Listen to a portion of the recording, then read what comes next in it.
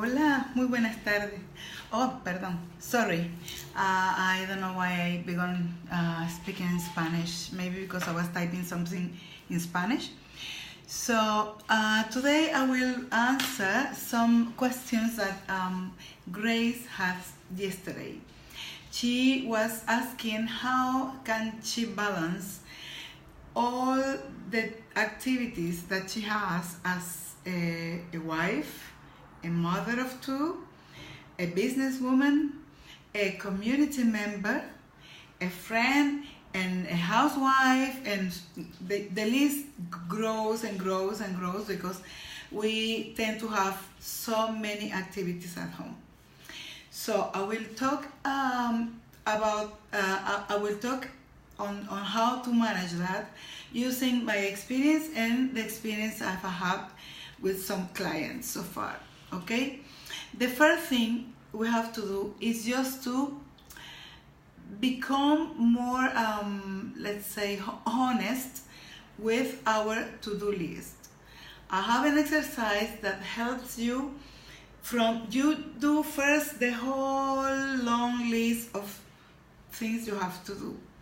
Then you will go through it, categorizing the activities that are in that to-do list, like what you can delegate to others, what is just mandatory that you do, and most of all, what you can procrastinate on. Is a way of giving priority to the things that are really important so that you can put them within your agenda. So one thing that will help is just to prioritize your to-do list.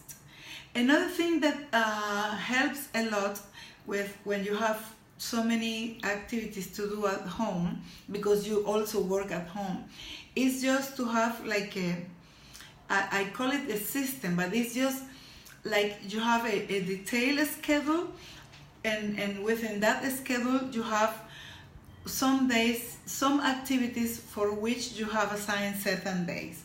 So, for example, the laundry is done in a specific day, the cleaning of the house in another day, or you can change that and say, okay, the cleaning of the house is done in these hours, because you know when in your day, during your day you could take some few hours for or half an hour to clean the rooms, half an hour to clean the bathrooms, and that kind of things.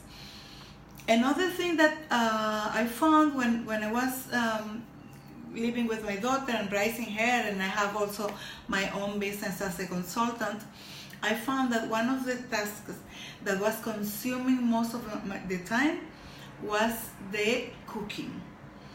So the way I resolved that is just having a system for that.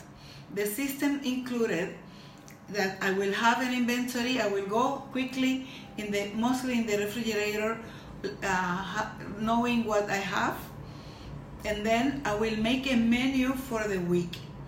So on Monday we will eat this, on Tuesday this, on Wednesday this, on Thursday this, Friday, and so and so. So in that way, while I was preparing the menu, I was also writing down the groceries I will need to buy. So I was making my shopping list.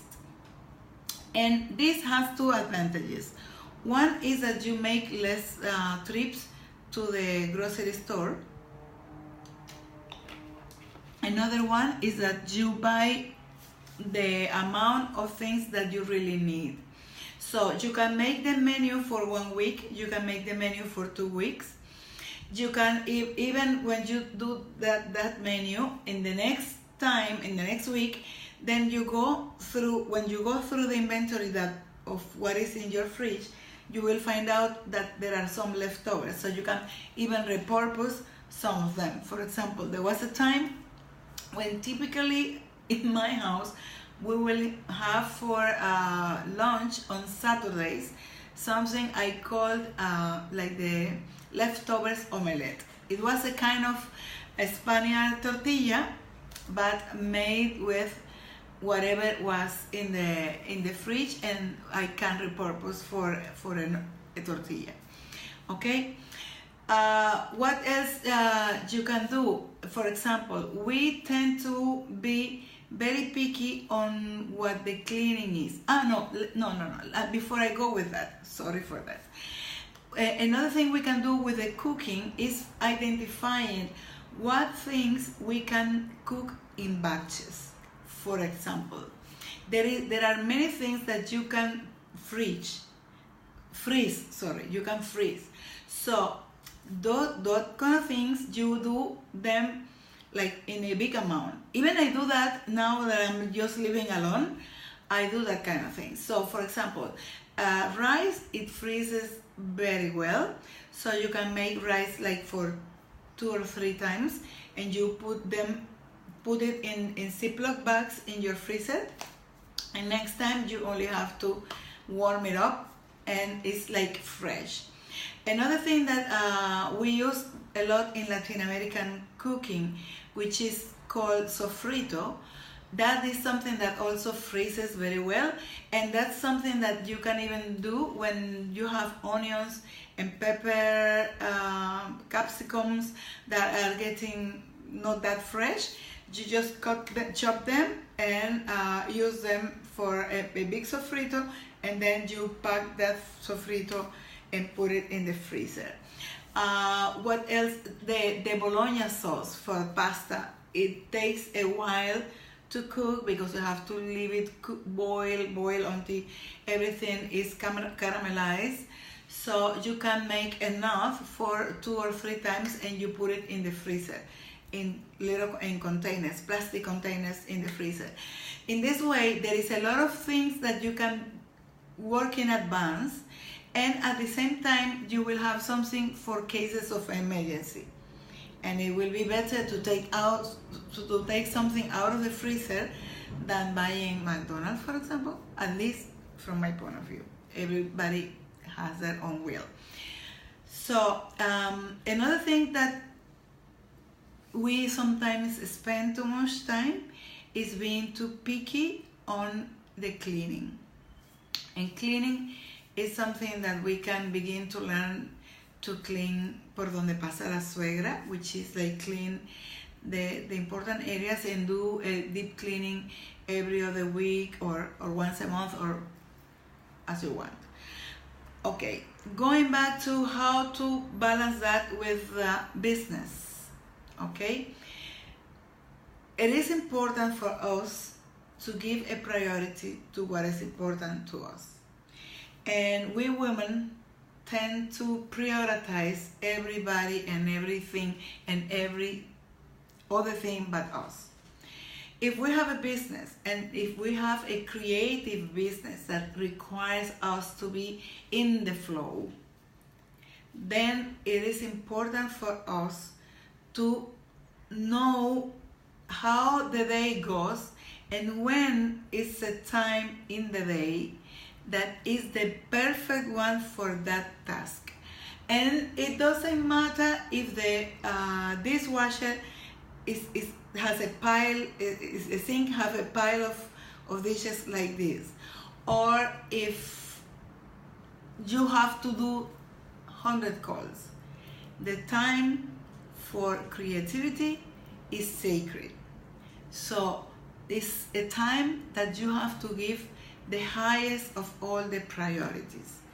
You cannot leave it as a second thought, or as something that you will do when finally you have a moment. No, you have to set a time for you to work on your business, because it's a business. So then there is a moment, either because the kids are taking the nap or the time when they are at school, that you can dedicate 1 hour, 2 hours, for that. So it's very important also that we begin to see our day as we do it when we are working. So we have an agenda. We have a set of activities to be done through the day. The same way we should treat our life and our businesses. And better if we, the previous day, take 5 to 10 minutes to write down the agenda of the next day. It means that you have to keep and do exactly what is there. No. But at least having a plan and having an idea of how your day will move on, you will be even able to do a little visualization exercise in the morning, either 2, 3, 5 minutes, to see how your day will move on and to begin to create it from visualizing it. So you have taken a decision of doing something. You have put that something on your agenda, and now you visualize you through your day going through that agenda and doing what you have said. Is it easy? Sometimes it's not that easy. Sometimes we tend to go back to the habit of, okay, let's cook. I will prepare some cupcakes for the kids, or why I don't just wash these clothes that I have here. No, the best way, I know that is something that we will go back and back for once and again, but the best way for you to feel in control of your life is by you setting your agenda and by you deciding what is prioritary for you that day. What are the 3 things that if you do them that day, it will be a winning for you?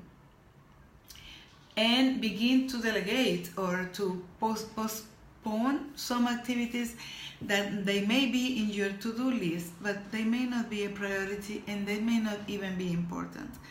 And if you are putting that in the procrastination list and you do it once and again, it means that it's not that important. And the last thing is just to begin to think